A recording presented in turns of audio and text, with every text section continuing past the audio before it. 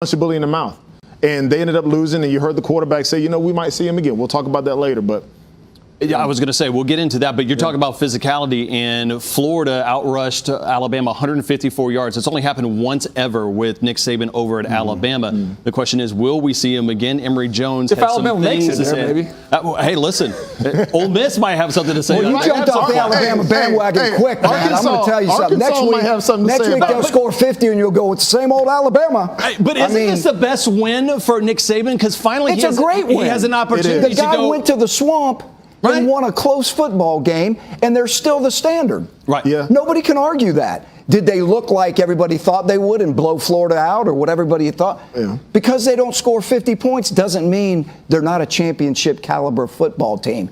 And that's the fact. Well, that's the fact, Jack. I will say this. That was a championship caliber crowd. Kudos to the Florida Gators faithful. A lot of people talking about this is as loud as they've ever heard it in the swamp. We knew it was going to be super loud over in at Happy Valley. Penn State taking on the Auburn Tigers, and it's a wideout. I don't know if that was ever brought up, but, we're letting you in on the secret. What does that mean? Everyone there, the pom-poms, even Auburn got into the wideout, right? Bo Nix, who has struggled in the road. I don't know if we've ever brought that up either as well. Penn State ball, 1st and 10 on Auburn's 41. Sean Clifford, Theo Johnson, 37 yards. It's a heck of a way to start after Auburn got off a 3-0 start. Yeah, that's what I was talking about. The explosive plays that we saw creep up in the pass game against Auburn's defense, that really ultimately was the difference in this game. Jahan Dotson, he's a difference maker for the Nittany Lions. Touchdown. Penn State takes the lead, 7-3. Can Auburn respond? Bo Nix fires it out to Kobe Hudson. How about this? I love the back shoulder. We were talking about that earlier, CD. I mean, when a quarterback can throw the ball the back of your head when a defender is on your inside hip, it's impossible for them to defend. As good as the throw was, it makes you wonder where more of those accurate throws were from Bo Nix, because certainly as the game goes on, we didn't see those throws made when there were opportunities. How about a little trick play? Clifford to Dotson. Dotson to Tyler Warren. Good for 22 yards. Later in the drive, 2nd and goal. Clifford finds Britton Strange. Walking to the end zone, young man. Penn State takes that lead, 14-10. And it's funny you mentioned the execution of the trick plays, because that's ultimately what cost Auburn tonight here on a trick play. They have an opportunity. When you give a receiver a chance to throw the ball, you have to be able to trust that guy that he's not going to make a bad throw or protect the ball when he's not a throw there and has to tuck it and run. Terrible ball security that ultimately led to a touchdown. It was a turning point in the ballgame. Tyler Warren takes a direct snap, jumps over the pile for a touchdown. Penn State increases that lead 21-10. Tigers need a score. Guess what? They get it. Just give it to Tank Bigsby and get out of the way, Chiz. Yeah, the running game for Auburn will always be what they need to hang their hat on. Look, the 2 running backs that they got right now, with Tank Bigsby, with Hunter, these guys can run the football. The offensive line gets hats on people.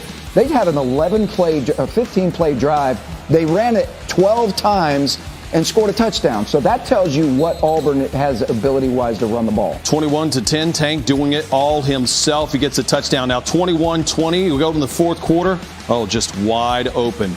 Quick pass across the middle to Strange. Chiz, just a defensive breakdown there. Yeah, again, this happened about 4 times tonight, which is very uncharacteristic of a Derek Mason defense. Did you see the formation, though? You wonder if it's communication sometimes. You go on the road. I mean, to have somebody that wide open, somebody blew a cover. Nick Shedrick Jackson loses the ball. Penn State gets it. Initially called a scoop and score, but guess what? They have this thing called instant replay, and they'll go back and take a look at it. It's used sometimes. Sometimes it's not used. We like it when it works well for our favorite teams, right? Tigers stay alive. 3rd and goal. John Samuel Schenker with the catch. Gain of 7. Tigers getting closer.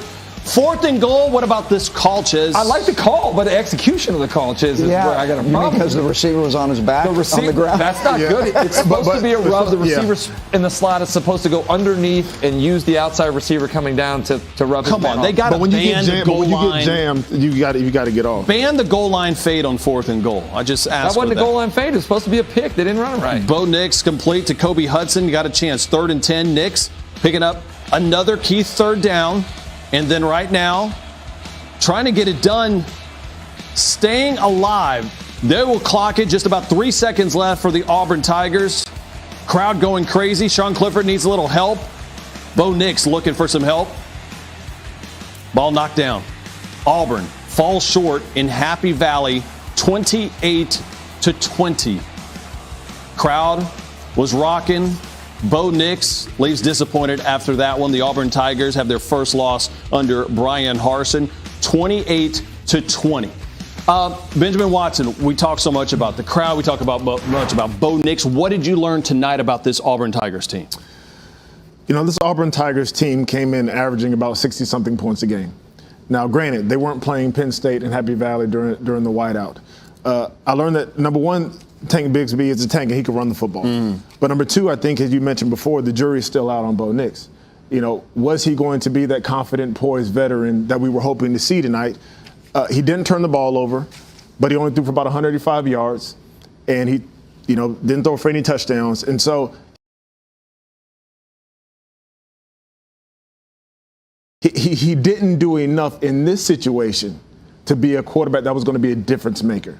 And that's what Auburn needed him to be tonight, was to be a difference maker on the road in a tough environment. So now Auburn had lost 9 straight to AP top 10 opponents, 15 opponents. Now they've lost 10 straight because he didn't do enough to win the game for the team. It's good news is he went on the road and he didn't lose the game for him, which he had done in the past. The bad news is he didn't throw any touchdowns and do anything to win the game for you. So as you mentioned, Chiz, earlier, I think there's a lot of average players on the offense. In the passing game, there's a lot of their running backs are tremendous. You look at what Tank Bigsby did tonight, what Hunter does to complement that. A lot to be happy about there. But in terms of the passing game, I think it's kind of what we expected it to be heading into the season, with a lot of very average players, including where Bo Nix is right now. Well, we hope to see more explosive plays. We said beforehand that they were willing to protect with 7 and 8 men and get some shots down the field. We didn't really see any of those get completed. And when you look at big games, you can really go to two things. You can look at explosive plays on both sides of the ball, right? Both giving them up and, accomplishing them. And that didn't happen, right? So defensively, Auburn gave up way too many in the pass game. We saw on the highlight right now 3 or 4 receivers running open without anybody within 5 or 6 yards. That's problematic, right? And then you mentioned it, CD, the ability to throw the football down the field, both with the quarterback's accuracy and guys being able to go up and get the ball and make plays in the air.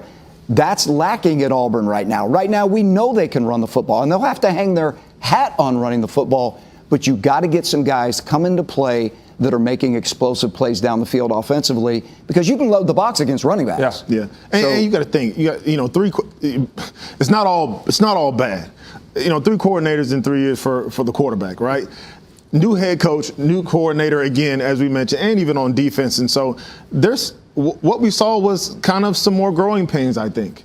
What we saw was the team that was picked 7th to finish in the SEC go up against a top 10 team. I mean, there's positives to take out of it. You know what's not a positive is the targeting rule. And I thought the targeting rule today. Can we do a whole segment on that? Yeah, we need an hour. Can we start that? The Zacoby McClain penalty is an absolute joke. You got the ball carrier reaching for the goal line near the end of the game in a crucial play, the defender trying to come in low to keep him from stretching the ball out. They make a little bit of, it's not like he lowers his head to use the crown of his helmet. They make helmet-to-helmet contact, but it is so incidental that I can't even believe that is going to cost him. How are you going to tell a guy trying to win a football game, given everything that he's got, to stop a guy from crossing the goal line or a first down mark or whatever, and call that targeting? I hate it. It's not fair to the kids. No. It's a topic that's on social media, and I guarantee you the coaches will be talking about it this offseason. I'm just not sure if it's going to change. We got a lot more coming up on SEC.